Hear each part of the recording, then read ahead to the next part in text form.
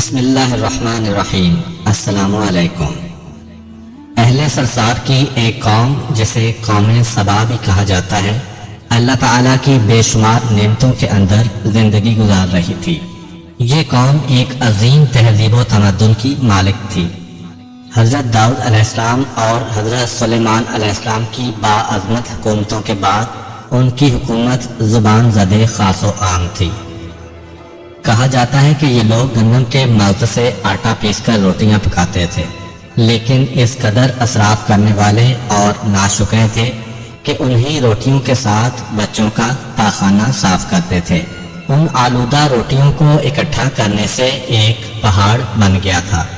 ایک صالح شخص نے وہاں سے گزرتے ہوئے ایک عورت کو دیکھا جو روٹی کے ساتھ بچے کے پاخانے کے مقام کو صاف کر رہی تھی۔ اس شخص نے عورت سے کہا، تیرے اوپر افسوس، خدا سے ڈر، کہیں ایسا نہ ہو کہ خدا تیرے اوپر اپنا غضب ڈھائے اور تجھ سے اپنی نعمت چھین لے۔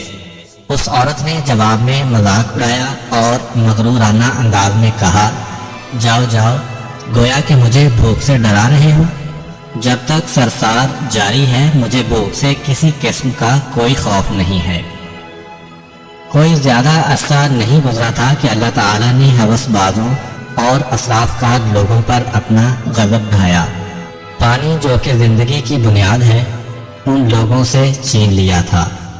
قحط نازل ہوا، بات یہاں تک پہنچ گئی کہ ان کی ذخیرہ کی ہوئی تمام غذا ختم ہو گئی۔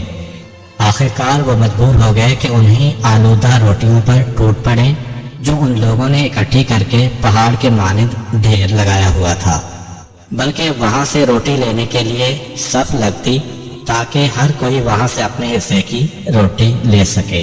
کفران نعمت، قحط اور ان کی بدحالی کے بارے میں متعدد روایات موجود ہیں۔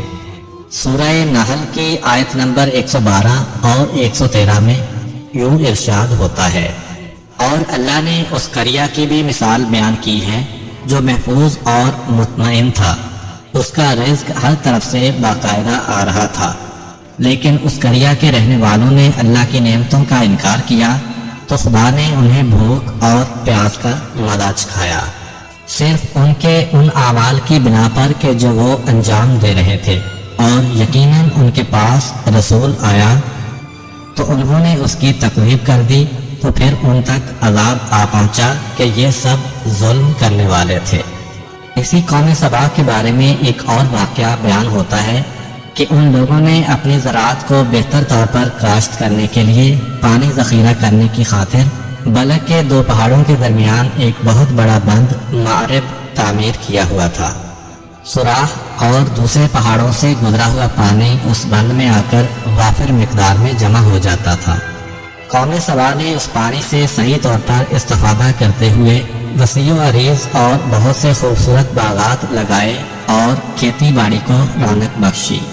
ان باغات کے درختوں کی شاخیں اس قدر پھلوں سے لدی ہوئی ہوتی تھیں کہ کہتے ہیں کہ اگر کوئی شخص سر پر ٹوکری رکھ کر ان کے نیچے سے گزرتا تو پھل خود بخود ٹوکری میں گرنا شروع ہو جاتے اور قلیل مدت میں ٹوکری تازہ پھلوں سے بھر جاتی۔ اس قوم کے بہت سارے دیہات اور قریے تھے جو بہت آباد اور آپس میں جڑے ہوئے تھے، لیکن نعمتوں کی کثرت نے انہیں شکر کرنے کے بجائے سرمست اور غافل کر دیا تھا، یہاں تک کہ ان کے درمیان بہت بڑا طبقاتی نظام وجود میں آ چکا تھا۔ ان میں سے صاحب اقتدار لوگوں نے کمزوروں اور ضعیفوں کا خون چوسنا شروع کر رکھا تھا، یہاں تک کہ ان لوگوں نے خدا سے ایک احمقانہ التماس کیا جس کا ذکر سورہ سبا کی آیت نمبر 19 میں ملتا ہے۔ انہوں نے کہا، خدایا ہمارے سفروں کے درمیان فاصلہ زیادہ کر دے۔ انہوں نے اللہ تعالیٰ سے یہ التماس اس لیے کیا تاکہ غریب و بے نوا لوگ عمرہ اور ثروت مندوں کے ہمراہ سفر نہ کریں۔ ان کی خواہش یہ تھی کہ آبادیوں کے درمیان خشکی ہو اور فاصلہ بہت زیادہ ہو تاکہ تہی دست اور کم آمدنی والے لوگ ان کی طرح سفر نہ کر سکیں۔ اللہ تعالیٰ نے ان مغرور پیٹ کے پجاریوں پر اپنا غضب نازل کیا۔ بعض تواریخ کے مطابق ان مغرور لوگوں کی آنکھوں سے دور صحرائی چوہوں نے معرب نامی بند کی دیواروں پر حملہ کر کے انہیں اندر سے کھوکھلا کر دیا۔ ادھر سے بارشیں زیادہ ہوئیں جن کی وجہ سے سیلاب آ گیا اور اس بند میں پانی بہت زیادہ اکٹھا ہو گیا۔ اچانک بند کی دیواریں ٹوٹیں، اس سے ایک بہت بڑا سیلاب آیا جس میں تمام دیہات، آبادیاں، مال مویشی، باغات، کھیتیاں، ان کے محل اور گھر پانی میں غرق ہو کر نابود ہو گئے۔ ان کے باغات اور زراعت میں سے صرف کچھ پیلو اور بیری کے درخت اور کچھ جھاڑیاں بچی تھیں۔ خوش الحان پرندے وہاں سے کوچ کر گئے تھے، جبکہ الوؤں اور کووں نے قوم سبا کے کھنڈرات میں اپنے گھونسلے بنا لیے تھے۔